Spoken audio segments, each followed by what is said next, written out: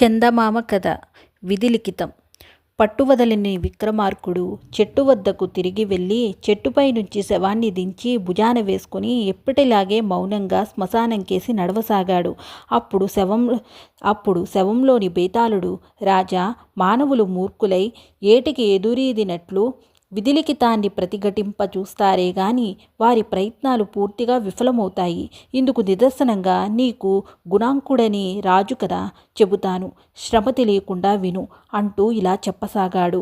లావానపుర రాజు గుణాంకుడు దూరాన ఉన్న అరణ్యాల్లో వేటాడబోయి వేట తమకంలో తన పరివారానికి కూడా అందకుండా కీకారణ్యం మధ్య ఉండగా చీకటి పడింది. ఆ రాత్రికి ఆయన ఆ అరణ్యంలో ఉండే ఒక వేటగాడు గుడిసెలో తలదాచుకోవలసి వచ్చింది.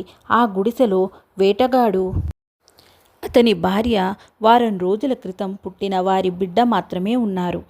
వేటగాడు రాజును గుర్తించలేదు గాని ఎవరో గొప్పవాడే ఉంటాడనుకుని మర్యాద చేసి తనకున్నదానిలోనే ఆ రాత్రి భోజనం పెట్టి రాజు పడుకునేంత వరకు పడుకునేందుకు తోళ్లు పరిచాడు.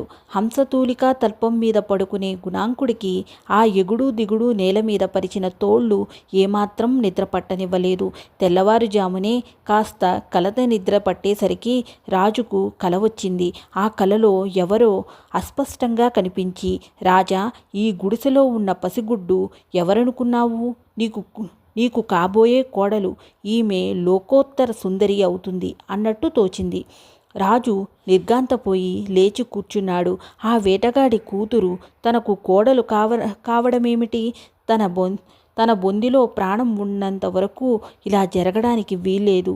ఇది విధిలిఖితమైతే దాన్ని తప్పించుటం తన చేతిలో ఉన్న పని. బాగా తెల్లవారినాక రాజు తన రాజధానికి ప్రయాణమవుతూ వేటగాడితో, నేను ఈ దేశపు రాజును. మీ పిల్ల ఈ అరణ్యంలో పెరిగి ఏం బాగుపడుతుంది? దాన్ని నాకు ఇచ్చేస్తే నేను మా రాజభవనంలో ఉంచి పెంచి పెద్దదాన్ని చేసి మీ రుణం తీర్చుకుంటాను అన్నాడు. రాజలా అంటుంటే ఏమి సమాధానం చెప్పాలో వేటగాడికి గాని వాడి భార్యకు గాని తోచలేదు. చివరకు వేటగాడు చేతులు నులుముకుంటూ తమ చిత్తం అన్నాడు.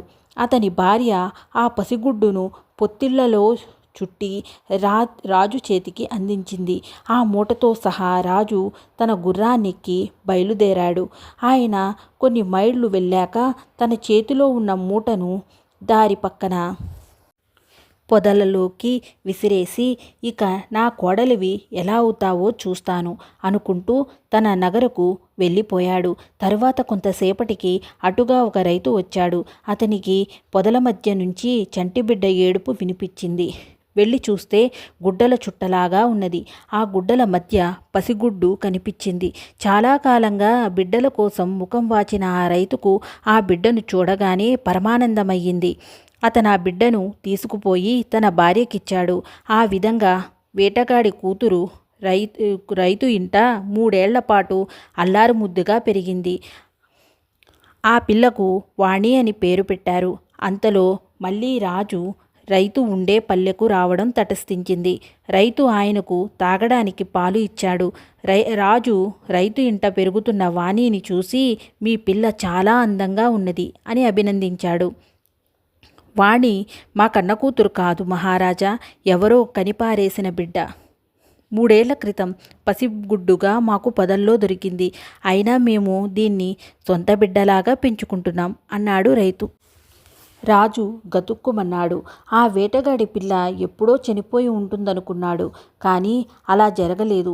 విధికి తనకు పోటీ జరుగుతున్నదన్నమాట.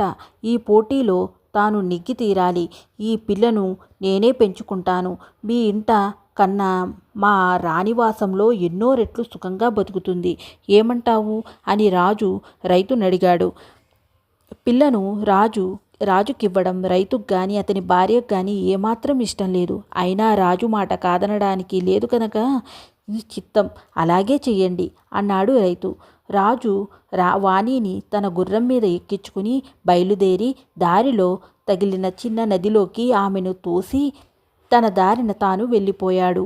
వాణి నీటిలో కొంత దూరం కొట్టుకుపోయి పొరుగున ఉన్న రాజ్యంలో రేవు చేరింది.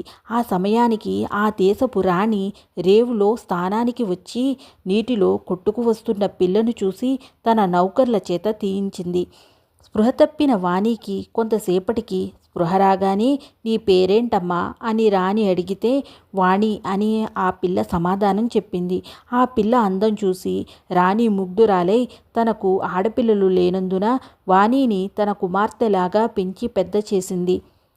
యుక్త వయసు వచ్చేసరికి వాణి అద్భుత సౌందర్యవతిగా తయారయ్యింది. ఆ సమయంలో ఒకసారి లావానా దేశపు రాజకుమారుడు ఆ దేశానికి రావడం తటస్థించింది. ఆ యువకుడు వాణిని చూడగానే ఆమెను ఎంతో ప్రేమించి పెళ్లి చూసుకుంటానన్నాడు. వాణిని పెంచిన రాణి అభ్యంతరం చెప్పలేదు గాని వాణి తన గర్భవాసాన పుట్టిన పిల్ల కాదని, తనకు 3 ఏళ్ల పిల్లగా ఏట్లో కొట్టుకుపోతూ దొరికిందని, అందుకు అభ్యంతరం లేకపోతే పెళ్లి విషయం నిర్ణయించుకోమని రాజకుమారుడితో అన్నది. మా నాన్నగారి అనుమతి తీసుకువచ్చి పెళ్లాడతాను. వాణి మీ కన్న కుమార్తె కాకపోయినా నాకేమీ అభ్యంతరం లేదు అని రాజకుమారుడు తన తండ్రి వద్దకు వెళ్ళి విషయాలన్నీ చెప్పాడు. గుణాంకుడు అంతా విని నిర్ఘాంతపోయాడు. విధిదే పై చెయ్యి అవుతుందని ఆయన అనుకోలేదు. ఆయన తన కొడుకుతో నేను ఈ పెళ్ళి ఏమాత్రమూ ఒప్పుకోను. నా తరువాత సింహాసనం మీద కూర్చోవలసిన వాడివి కులగోత్రాలు లేని దాన్ని ఎలా పెళ్లాడతావు అన్నాడు. రాజకుమారుడు తండ్రిపై తిరగబడి నేను వాణిని పెళ్లాడడానికి మీ సింహాసనమే అడ్డమైతే అది నాకు అవసరం లేదు. నేను వరించిన కన్యను పెళ్లాడుతాను. మీరు నన్ను ఆహ్వానిస్తేనే గాని నేను తిరిగి మళ్ళీ ఈ దేశంలో అడుగు పెట్టను అంటూ వాణి ఉన్న చోటికి వెళ్ళిపోయాడు. రాజు తన ఓటమిని పూర్తి అయినట్లు గ్రహించాడు. ఆయన తన కొడుకు వివాహానికి హాజరైనాడు.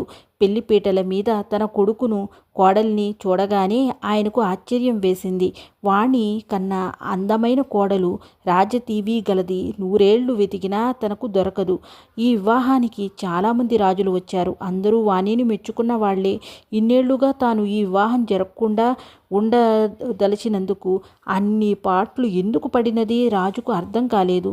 ఆయన తన కొడుకును కోడల్ని తన రాజ్యానికి తీసుకుపోయి అరణ్యంలో ఉన్న వేటగాణ్ణి అతని భార్యను పిలిపించి ఇదిగో మీరు కన్నపిల్ల నా కోడలయ్యింది అని రైతు భార్యను పిలిపించి ఇదిగో మీరు పెంచిన వాణి నా కొడుక్కి చేసుకున్నాను అని చెప్పి వారందరినీ తన నగరంలో నివాసాలు ఏర్పాటు చేశాడు. వారందరూ ఇదంతా రాజుగారి చలవే అనుకున్నారు.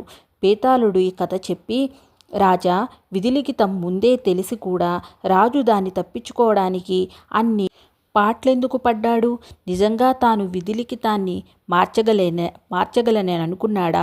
అలాంటి వాడు చివరకు విధిలిఖితాన్ని ఎందుకు ఆమోదించాడు? ఈ సందేహానికి సమాధానం తెలిసి కూడా చెప్పలేకపోయావో నీ తల పగిలిపోతుంది అన్నాడు. దానికి విక్రమార్కుడు మానవుడు చేసే ప్రయత్నమంతా తన ఇచ్ఛను కొనసాగించడానికే.